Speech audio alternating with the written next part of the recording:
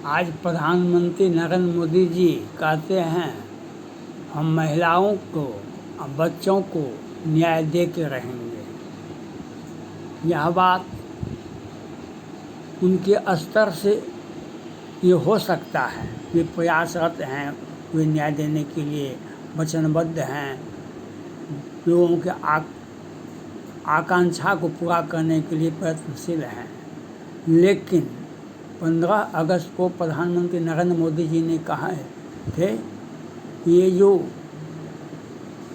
न्यायालय में बैठे हुए हैं वे जब तक उसमें सुधार नहीं होगा तो कुछ भी नहीं हो सकता है।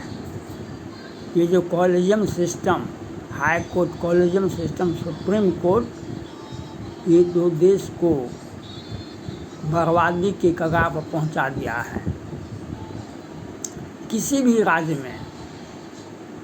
भी राज्य में महिला से उत्पीड़न, कोई भी केस का जजमेंट नहीं आता है और जजमेंट घटना के कई शताब्दी बीत जाए तो कोई दिक्कत नहीं है। अभियुक्त सभी के सभी मर जाएं तब केस खुलता है। बिहार में मुजफ्फरपुर बालिका गृह कांड का कहानी मालूम है। तत्कालीन चीफ जस्टिस रंजन गोगोई साहब थे, उनको किसी ने पता चल गया था और उसके बाद वे संज्ञान लिए, जांच करवाए, रिटायर हो गए। एक व्यवस्था के तहत रिटायर होना था उनको, लेकिन उसके बाद फिर वहाँ पर घटना हुई मुजफ्फरपुर में, बिहार के मुजफ्फरपुर में, और कितने अभियुक्तों को सज़ा मिला। ये तो बिहार है। पश्चिम बंगाल में तो, दिल्ली में तो, पश्चिम बंगाल तो भारत का नाम को बदनाम किया। एक मुख्यमंत्री, महिला मुख्यमंत्री होते हुए भी इसने, लेकिन नहीं सुप्रीम कोर्ट ने संज्ञान लिया, नहीं केंद्र सरकार ने संज्ञान लिया। केंद्र सरकार को तो परिस्थितियाँ विपरीत है। इंडी गठबंधन वाले देश को जला देंगे, इसलिए प्रधानमंत्री नरेंद्र मोदी जी उन्हें बर्खास्त नहीं करते, उनकी गिरफ्तारी नहीं करते हैं। लेकिन न्यायालय को तो करना चाहिए। न्यायालय को कहाँ की न्यायालय? रिश्ता तलवार में जावेद मामले में एक दिन में सुप्रीम कोर्ट 3 बार खुलता है, 3 बेंच में चला जाता है मामला।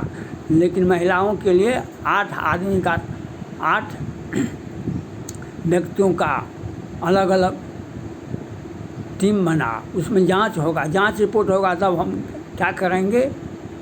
जो मर गए और डिफरेंट टाइप ऑफ केस, जब सोनिया गांधी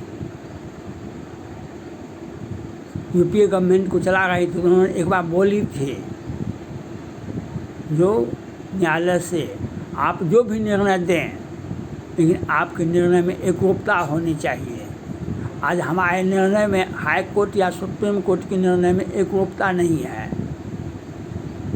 आज एकरूपता नहीं है। आज जो स्थिति परिस्थितियाँ जो बन रहा है, आप देखिए आज कितने महिलाओं को पश्चिम बंगाल में मार दिया गया। डॉक्टर महिला को ऑन ड्यूटी, एक संस्था ने तो कहा कि 6 घंटा के अंदर में FIR होना चाहिए। सुप्रीम कोर्ट ने कहा जांच रिपोर्ट आने दीजिए। लेकिन निर्भया के मामले में रात के अंधेरे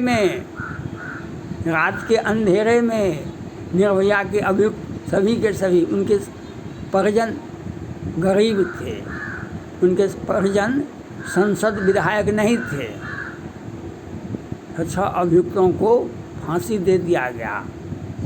इसमें कहीं भी, और तुषार मेहता जी बैठे हुए हैं सुप्रीम कोर्ट में 10-15 वर्ष से, तो न्याय कैसे मिलेगा। ये एक तो कॉलेजियम सिस्टम हाई कोर्ट, एक तो कॉलेजियम सिस्टम सुप्रीम कोर्ट, और उसके बाद भी न्याय का, महिलाओं को न्याय कैसे देंगे, बच्चे को न्याय कैसे देंगे। आज केजरीवाल जी दिल्ली में जेल यात्रा में गए हैं, लेकिन कितने बच्चे को PFI वाले ने मार दिया, कितने को मार दिया। आज सभी के सभी आँख में आंसू बहा के दिखा रहे हैं।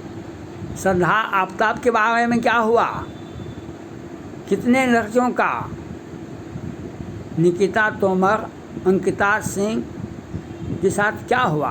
कॉलेज कैंपस में दिन उजाले में उसको गोली मार दी गई। नेहा गिरी को क्या हुआ, कॉलेज कैंपस में मार दिया गया। और अभियुक्त को राज्य सरकार की पुलिस से फांसी की सजा तो दूर, आरोप पत्र भी दाखिल करने में सोचती है, समझती है। और एक बार भी नहीं सुप्रीम कोर्ट का, नहीं हाई कोर्ट का, और नहीं प्रधानमंत्री या गृह मंत्री का बयान आता है। तो यह कैसे न्याय आप दे रहे हैं। न्याय देने के लिए तत्परता होनी चाहिए, न्याय देने के लिए एक व्यवस्था होनी चाहिए। हम न्याय दे के रहेंगे, यह दृढ़ संकल्प, स्ट्रॉन्ग विल होना चाहिए। और जहाँ भी मामला ठंडा पड़ता है उस वक्त प्रधानमंत्री को देखना चाहिए इस केस में आप क्यों ऐसा काम अभी तक क्यों नहीं किया। जजमेंट आया चाहे लोअर कोर्ट में या हाई कोर्ट में या सुप्रीम कोर्ट में, यह बयान देना चाहिए प्रधानमंत्री को। जब वो बोलेंगे तो असर अवश्य पड़ता है। और हमारा व्यवस्था किस प्रकार से आज दूषित हो रहा है, पूरे भारत में सरतन से जुड़ा कितने मामले का हुआ और कितने का लड़कियों का, महिलाओं का साथ ज्यादती का, कितने को। निकिता तोमर में तो दिन उजाले में मार दिया जाता है। उसके परिजन क्या कहते हैं, लड़का का परिजन, अधिक सज़ा नहीं होनी चाहिए। और हाई कोर्ट भी क्या लोअर कोर्ट भी साधारण आजीवन कारावास की सज़ा देते हैं, जो 5 दिन के बाद जमानत मिल जाता है। नेहा गिरी, निकिता तोमर, अंकिता सिंह, ये सारे के सारे।